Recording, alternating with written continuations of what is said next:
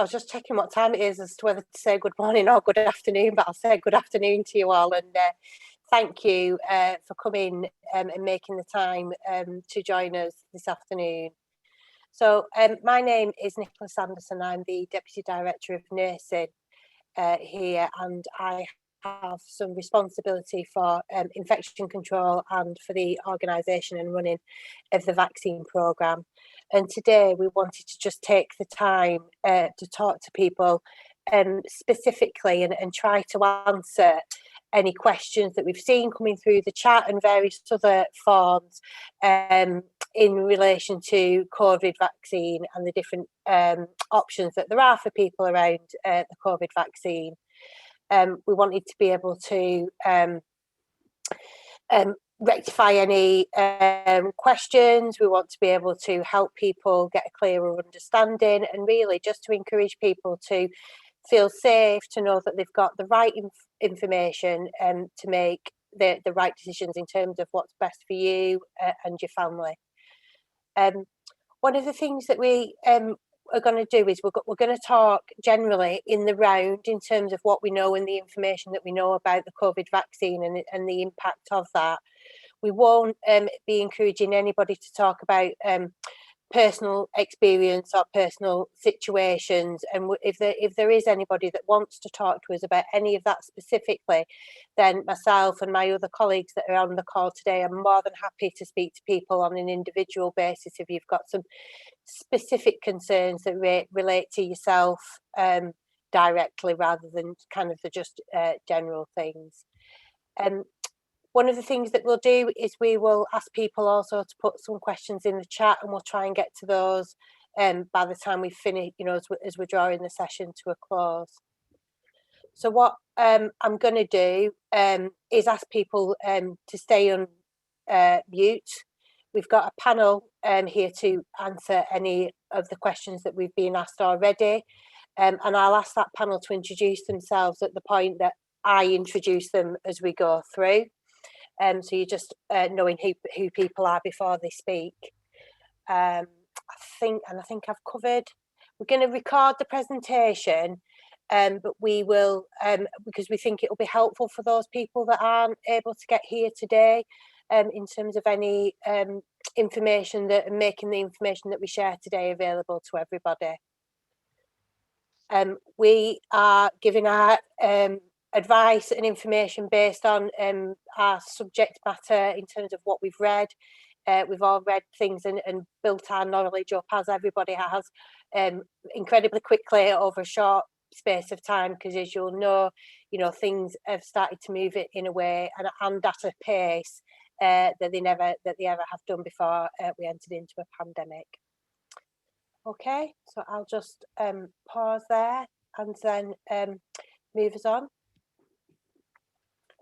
So I'm just going to introduce Steve, who's one of our senior nurses that work in the COVID vaccine clinic, and I'll ask him to introduce himself and just tell you a little bit about what he does, and then he'll take you through that first question. Good morning. Good afternoon. Sorry, Nicola, you did prompt me to say good afternoon. Hi, my name's Steve. I'm one of the nurses working in the vaccination hub at the Mount. So I'm normally the supervisor for the hub. So I do give vaccinations. I might also jump in and do the marshalling role, maybe jump in and do recovery, but mainly my job is just to make sure things are smoothly flowing throughout the vaccination hub. So I'll answer question number one. Is there parking at the Mount? Well, there is a visitors car park at the Mount, which at the moment, because not many people are visiting the inpatient facilities, often does have spaces in it. There's also lots of street parking around the Mount, which, although that normally is really busy, at the moment it's really quiet. You can always get a space on one of the surrounding streets. It's 2 hours parking you get, and that's adequate. I mean, most people are with us for around half an hour between walking through the front door and walking out again. So it's around half an hour. So that's plenty of time. There are also large car parks nearby, for example, the Woodhouse car park. If you wanted to park specifically in a secure car park, I think that's about a 10-minute walk away. Thanks, Steve. And I will say that in terms of that process of running smoothly, we've had an awful lot of feedback from people that have visited the vaccine hub to say what a smooth journey that they've been on from the point of arriving to leaving. So just to echo what a fantastic job the team are doing in terms of ensuring that progression through for people that want to get the vaccine. That's very kind. So, will my choice not to have the vaccine affect me being able to come to work? I haven't seen anything from the trust. The vaccine compulsory. Could you confirm this for me? I think I can confirm that it is not compulsory to have the vaccine. It's entirely an individual's choice. I guess unsurprisingly, those of us that are working at the vaccination hub are really passionate about people having the vaccine. We want as many people to have it as possible. We want to ensure as many people are protected. So I think we're unashamedly passionate about that, but completely recognise it is entirely an individual's choice, and you have to make the right choice for you, and only you can do that. Okay, I'll just bring, I was just going to bring Alison in. Alison, would you mind just introducing us and picking up anything as well, just in relation to that question? Yeah, my name's Alison Evans. I'm one of the Trust's HR business partners. And I think just to reiterate what Steve has said, I think what I want is the message to be really, really clear today that whether an individual chooses to be vaccinated or not, it's entirely your choice. As we say, today is about information, about answering any questions that people have, but it's a personal choice, and your employment is not affected in any way by whether or not you decide to have the vaccine. Thanks. I would also add, sorry, Nicola, I would also add that we have had people that have come along unsure whether they are going to have the vaccine or not, and have spoken with us about what their concerns are, their individual concerns, information they've heard, and we've been able to answer questions for people. I would say most of the time people choose to go on and have the vaccine, but not every time. We have had people who've come in, asked us some questions, and have decided to wait and not have the vaccine with us there and then today. And I would say, if we can help answer questions you've got, get in contact, book an appointment, ring us up. We're more than happy to answer those questions and help you make a decision, whatever that decision is. Thank you. Next slide, Sarah. So the next, just the second question on that last slide was, do I need to be nil by mouth? No, you don't. Oh, sorry. Just make it a part of your day. There's no special preparation to come. All I would say is just wear if you are planning to have the vaccination, wear a top that you can get your arm out so that we can get to your deltoid muscle nice and easily. That's the only sort of special consideration you need to make, really. Thanks, Steve. Alison, I'll come to you as well again, please. Thank you. Yeah, so we've touched on this a little bit already, so I'm just going to answer actually the middle question first. Are people's contracts of employment going to be amended to ensure that people who aren't vaccinated have job security? And the answer to that is no. As I've just said and Steve's just said, this is not compulsory. It's not compulsory to have the vaccine. The parallel is the way the Trust views the flu vaccine. It's absolutely not compulsory to have the COVID vaccine, and people's job security is not affected in any way, regardless of whether or not they decide to be vaccinated. We've been asked if there's support for people who don't want the vaccine, such as a support group facilitated by someone who also doesn't want the vaccine. And again, and I just can't reiterate this really strongly enough, we respect the position of anyone who decides that they don't want to be vaccinated. If anyone wants specific support with this, they can discuss that with their line manager in the first instance. I have been hearing that people have said that because their line manager has been vaccinated, maybe they don't feel confident having that conversation with their line manager because their line manager has already made a decision about getting themselves vaccinated, in which case you can talk to Steve's offered to speak to anyone. Charity, our Freedom to Speak Up Guardian, contact HR, really anybody with whom you feel comfortable having that conversation. And then at the end of the day, the decision is yours. And then the last question that I had was, how will people reintegrate back into the workplace, and what safeguards will there be to prevent unvaccinated people from being ostracised? And I think I can only say that as a trust, we are absolutely committed to providing a work environment where everybody treats each other with respect and treats each other fairly. And if anybody had a complaint or concern around the way they believed they were being treated as a result of not having the vaccine, that we have all the mechanisms available to us that are available to us normally to raise that and to address that. Thank you, Alison. That's really helpful. Thank you. Next slide, please, Sarah. Okay, so I'm going to hand over to my colleagues in the pharmacy department. So I'm going to hand over to yourself, Jane. Thank you. I think Michael's going to do the... Michael, sorry, I couldn't see. I was looking for Michael on the screen and then couldn't see him. So you were the first person that I saw. So we've got both Jane and Michael here with us this afternoon. So as Jane has reminded me, Michael's going to answer these next questions. Yeah, so I'm Michael Dixon, one of the lead pharmacists for Medicine Information, Research and Audit. And I'm just going to take part of these questions, and Jane Riley, the chief pharmacist, will do some of the other sections. So the first question was, is it less effective if you don't manage to have the second dose after 10 weeks? Generally, you have your second dose up to 12 weeks after the first dose. The trust chose 10 weeks just so we have a bit of leeway in getting the second dose in before the end of 12 weeks if anyone's ill or anything like that. Obviously, the UK Chief Medical Officers changed the timing of the doses from 3 weeks and 4 weeks to up to 12 weeks to allow more people to get the initial protection from the first dose. And then people could, and they believe that the protection will last till 3 months, and then you get your second dose to give you that more prolonged protection. Next slide.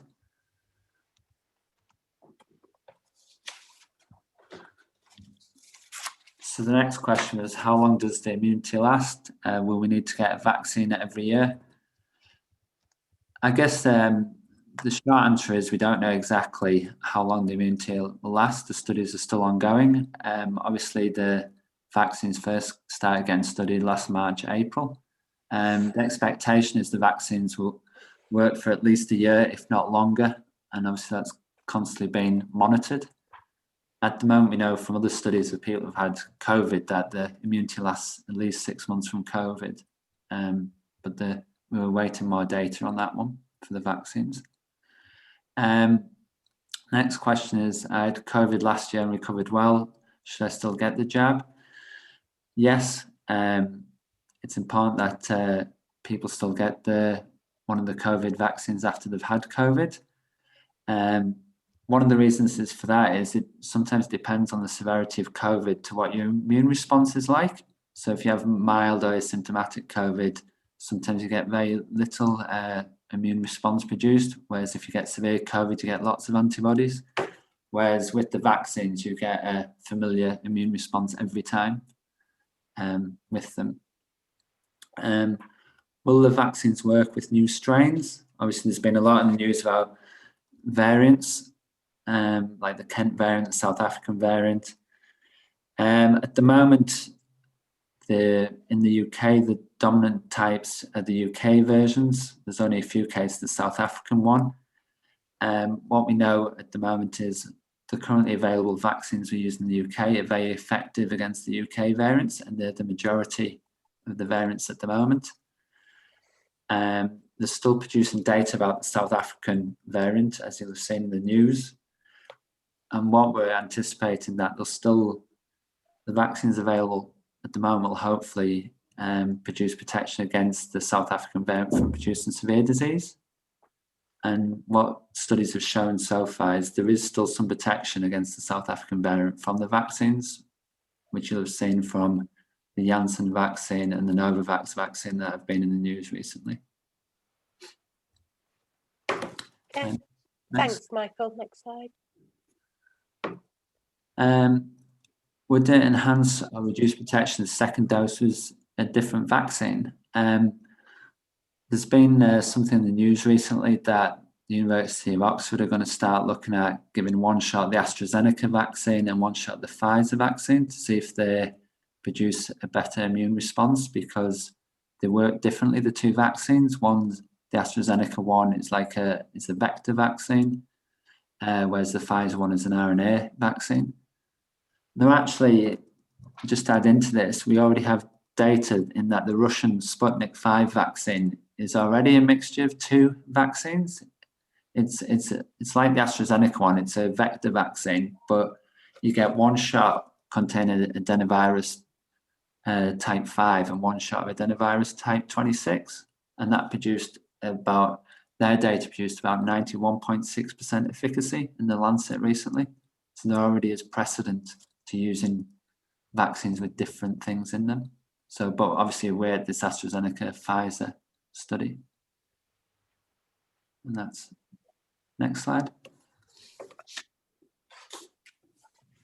Thanks, Michael. I'll hand over to you, Jane. I think just to add for people just listening to you, Michael, there is no doubt in terms of your breadth and knowledge, in terms of what you've read, and there appears to be no limits of that. So, really, thank you. It's really reassuring, and certainly I found it quite helpful. Even though you think you know a lot already, there's always new things that you pick up, which just listening to the last few people I have so far. So again, thanks very much, Jane. I'll hand over to yourself.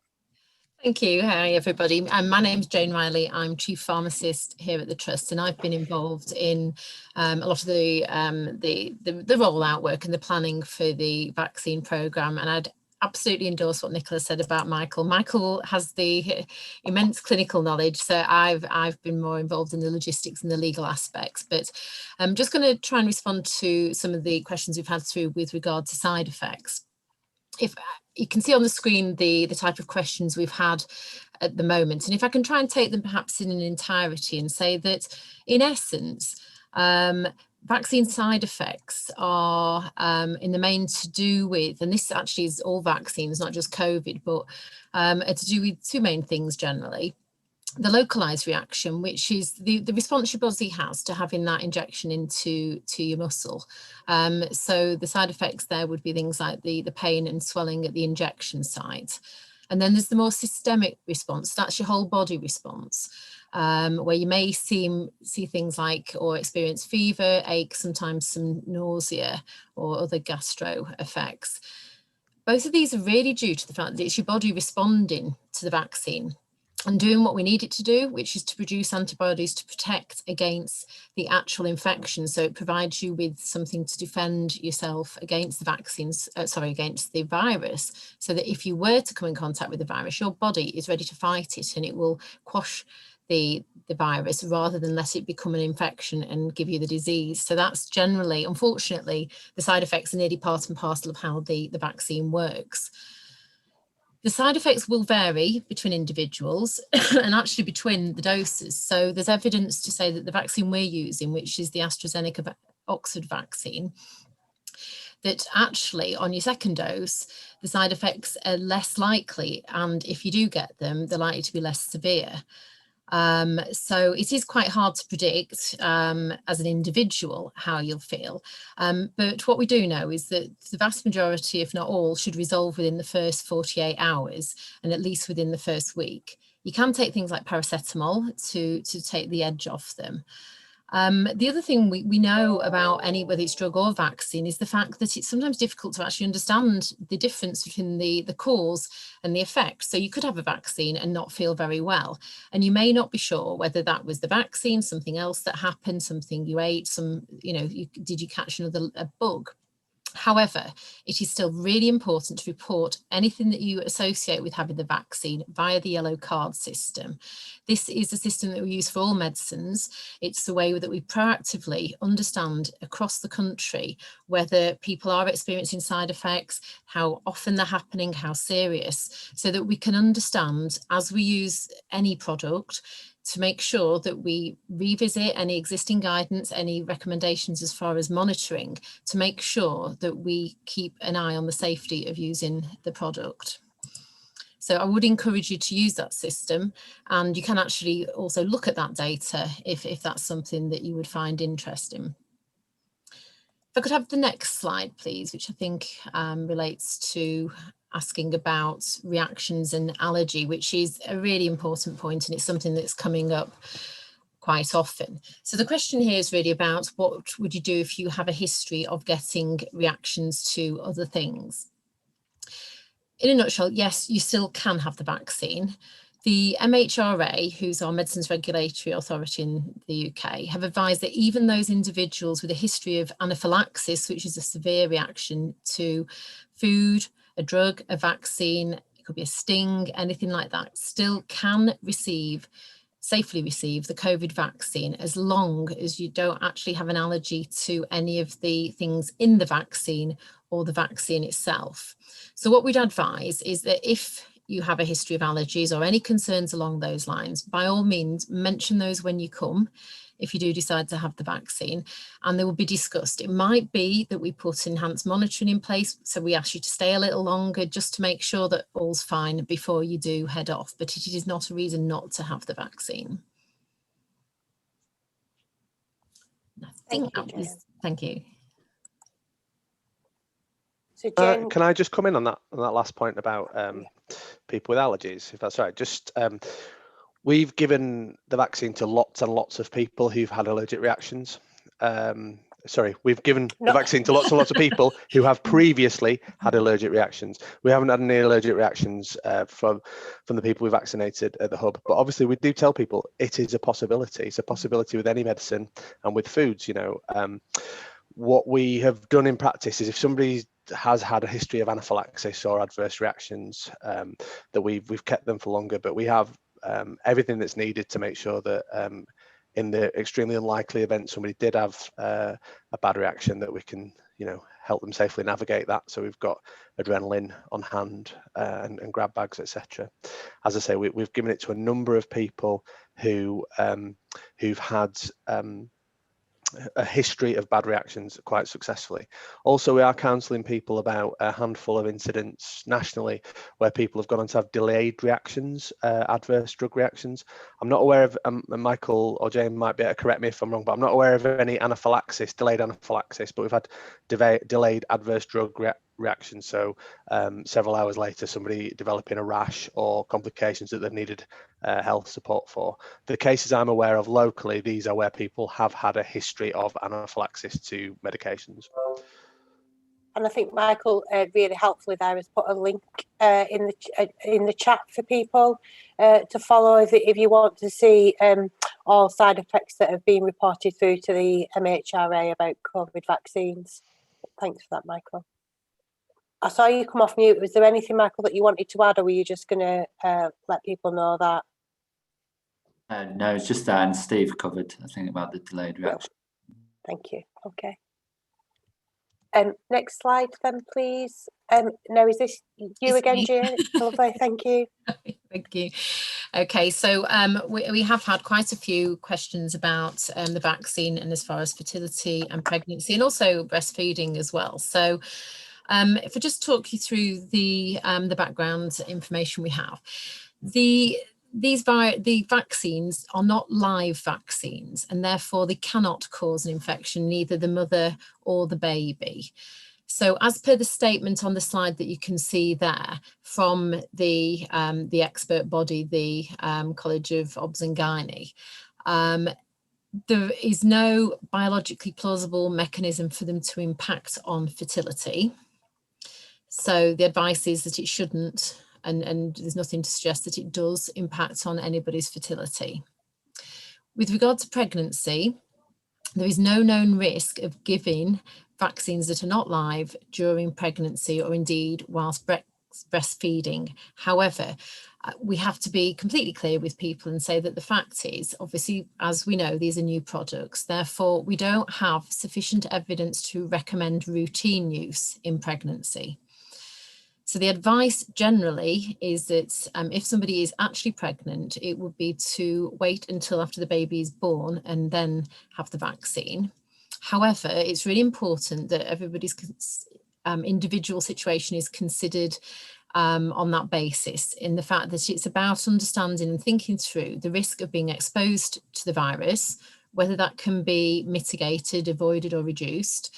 And then also understanding about the risks of, should the pregnant mother become infected with COVID, would that put them at significant risk? So that would be a particularly important consideration if somebody has any of the underlying conditions that may mean that should you get COVID, it would be a lot more severe due to that. And so it comes down to an individual decision. So the advice would be, speak to your midwife. Also, the way we manage that is that we have special appointments where people would have that opportunity to talk through their individual set of circumstances as far as the reasons to have it during pregnancy and the reasons perhaps to wait until the baby's born. With regard to breastfeeding, the recommendation is a little bit more positive, that in general, the recommendation is to suggest that breastfeeding women do have the vaccination, and that that wouldn't be to the point, the advice is therefore not to, you do carry on breastfeeding. And really, we just need to be clear again and say that the fact that that is the best option. We obviously do not have that level of data as it's going through, but the science and the experience from other vaccines is that the balance is in favour of having the vaccine if you are breastfeeding. Okay, thank you, Jane. Next slide, please.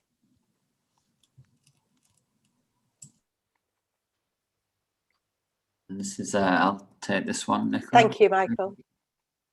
So does coronavirus impact people with underlying conditions, compromised immune systems, or any health condition differently?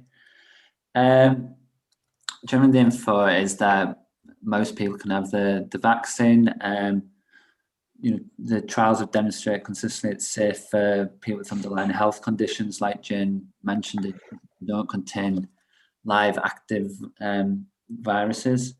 However, if you do have a reduced immune system, you can get a reduced immunological response to the vaccine. And obviously, it's still worth having because you will get some protection, but you probably won't get as much protection as somebody who isn't immunosuppressed. There is some info out there about, say, if you're on cancer treatments or certain rheumatoid therapies, about when you have the vaccine in relation to your drug treatment. So, for example, they say if you're going to get cancer treatment, have the vaccine before you start your immunosuppression therapy, for example. So it's not that you can't have it, but sometimes it needs tweaking in with where your treatment is going. And that's worth speaking to the health professionals looking after your treatment for that condition at the time. People with a history, as been mentioned, with severe allergy to any of the ingredients in the vaccine should not be vaccinated. Obviously, the vaccine clinic or the pharmacy medicine information can help with any queries related to that. Generally, out of the two vaccines we have available, the AstraZeneca one, you can basically give it to most people. The Pfizer one, you have to be a bit careful if people have allergies, such as an allergy to polyethylene glycol, you can't give it. Is there enough research and trials with vaccine being... Oh, the other thing, sorry, before I go on the next question, just to mention, I know we've seen I don't know if Steve wants to mention anything, but I've heard of a couple of cases of people with diabetes when they've had a COVID vaccine, where they've had to then adjust their insulin after having it. That's just a couple of cases, but I guess I thought I'd mention it. That's the only one that I have seen recently. Is there enough research and trials with vaccine being used on people from ethnic minority backgrounds and including other health conditions? And obviously, we've listed the data there from the Pfizer and AstraZeneca trials, and there's been a big effort in all COVID vaccine trials to include people who would be at high risk as much as possible of getting severe COVID, such as ethnic minorities, people over 65, people with underlying health conditions. And I know currently they're looking at trials in terms of in children now as well, because the vaccines are only licensed. The Pfizer one is over 16 years old and the AstraZeneca is over 18. So we're actually looking at younger age groups in trials going forward as well. Next slide. Michael, I'll just pause you there because I think I've not done the best in terms of my chairing skills and keeping people to time, but I think it was really important that people heard the messages and heard the information that we've got to give. So I'm just acknowledging we'll continue to run, and it will take us over our time. So please, people, feel free to pop any questions in the chat if you can't stay, and we'll get back to you individually with those questions. But I'll suggest that we'll continue and see and just acknowledge we're running over and apologise for that. Okay, thank you. So I'm going to hand over now to John, our Freedom to Speak Up Guardian, and allow him to introduce himself for anybody that doesn't know him. And off you go, John. Well, good afternoon. I think most of you know me anyway. John Burton, Freedom to Speak Up Guardian. This is going to be short because most of my questions I already sent through, so they've already been answered. And anything that's individual to people, I'm dealing with that with the appropriate people too. So myself and the ambassadors, I see Victoria's on the call as well. So if you have any concerns, no problem. The link's on StaffNet, so just get back in touch with me. But I've got no further, nothing further to add. To be honest, Nicola. All right, that's great. Thank you, John. So we've had some questions that have been put in the chat, and I'll read these through, and then I'll indicate who I think might be the best people to answer these questions based on the panel of people that we've got today. So for those people, if you think that somebody else could answer, then just let me know. So the first question that we have is just to ask is, does the vaccine change a person's DNA makeup? Michael, I can see that you've unmuted yourself. Thank you. I'm happy to take it. No, it doesn't. None of the vaccines affect your DNA. The RNA ones obviously go into cells and get your cells to produce the spike protein, and then you produce an immunological response to that. Others introduce proteins or bits of the spike protein for your immune response to produce, your T cells and your memory cells against it. So if you come up against that infection again, you'll produce an immune response, but none actually, will change your DNA within your cell. Great, thank you. Thanks for that, Michael. So the next question that I've made a note of, is there evidence that the vaccine stops the spread of COVID? And I know that we have seen some information on the news, certainly last week, particularly in relation to the AstraZeneca vaccine. So again, I'll come to Michael or Jane to help us, or Steve even, if any of you want to answer that question. Michael, I can see you've unmuted. Yeah, as you've mentioned, there's AstraZeneca data is coming out that what they did in their trial, they give people the vaccine and then they swabbed them every week, did nasal swabs or throat swabs to see if they got caught COVID, even asymptomatic COVID, which is what a lot of other trials didn't do, and that's shown that it was reducing spread. And there's also tentative data coming out of Israel that because they've given about 50% of their population have had the Pfizer jab, that their rates are going down now, like hospitalizations and people catching COVID. So there's kind of tentative data, but as Nichola will probably say, we won't be dropping PPE at the moment. And so I was going to put my other hat on and take the PPE question from an infection control perspective. So at the moment, we still continue to see the spread of the spread of COVID, and there is no changes to the regulatory guidance around the PPE that people should be wearing. As soon as there are any changes at all in any PPE guidance, we'll ensure that people do get that message over to them. So, and I will take the opportunity to reinforce to people, particularly people who are working in those clinical environments, to regularly change your PPE after every patient contact, because that does help to significantly reduce and minimise the spread of COVID. Okay, then I have another question that asks about the long-term health effects of the vaccine and the efficacy and the safety of the trial that's been done today. So just in terms of the trial, Michael, sorry to keep coming back to you, but I know you and I have had some conversations about that as well, in terms of, I remember having some discussion around you in terms of the enormity and the size of the trial that that was taken on, in terms of how that would compare to a trial that's done over a much longer period of time. Yeah, I mean, I guess the short answer is obviously the trials have just been going on a year, or coming up to a year max. I guess what we can say is the technology the AstraZeneca vaccine is based on was used for the Ebola vaccine that came out in 2015. So that has been around for longer than the RNA technology that's used for Pfizer. That has been around for, you know, at least 5-6 years or more, because they were using that technology for that vaccine.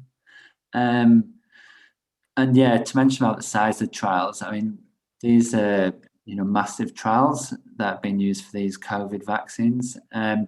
Normally, as you've probably seen on other programs, I guess they've removed all the barriers or speeded up the barriers to get things licensed. So normally you have to go through 4 stages to get a drug or a vaccine licensed, and what all governments around the world really have got rid of a lot of the red tape, so you can do them faster. Obviously, they've thrown money at it as well, so money's really been no object. And also, we've got a lot of volunteers coming forward to be in the trials. So normally in a vaccine trial, you might, you know, have 10,000 people or less, whereas now they've done it in 40,000 people generally for each vaccine. So they've got a lot of big data quickly. But obviously, we haven't got 10 years data on it. Generally, a lot of the side effects that you get with a vaccine would be initially and normally acute effects that you would see within a week or two, just to point out. But I guess the honest answer is we don't have 10 years data on the vaccines. Yeah, thanks. I was just going to say one thing, Nichola, just you know, around the speed of the speed of the process that this was rolled out. I think we could all imagine what our jobs might be like if you had every resource you could possibly want thrown at you, and people on purpose holding every door in front of you open. You know, imagine how quickly you might be able to do any job if you had that. So I suppose, you know, this had worldwide focus, worldwide resources and worldwide attention, didn't it? So that's probably why it was as quick as it was. Thanks, Steve. So as somebody who has had the vaccine and didn't have a single side effect from the vaccine, I'm also really keen to hear the answer to. So if you've had no side effects at all from the vaccine, does it mean that it's less likely to have worked? Michael or Jane? Okay, I'll hand over to you, Jane. I'm quite happy to come in if that's helpful. No, I mean, sometimes there is the sort of the adage that we say, oh, you know, you can feel it working sort of thing, but actually everybody's response is different. There is a spectrum. We do know that about 60+% of people will have some sort of side effect.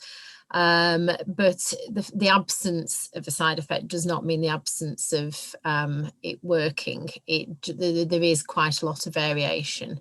So if you've had the vaccine in the required dose, then it will give you the immunity. It just you've been perhaps one of the lucky ones, unless it's left you with a worry that it hasn't worked. But you know, it does what it's intended to do. How severe the side effects are is there is quite a lot of variation. Thanks, Jane.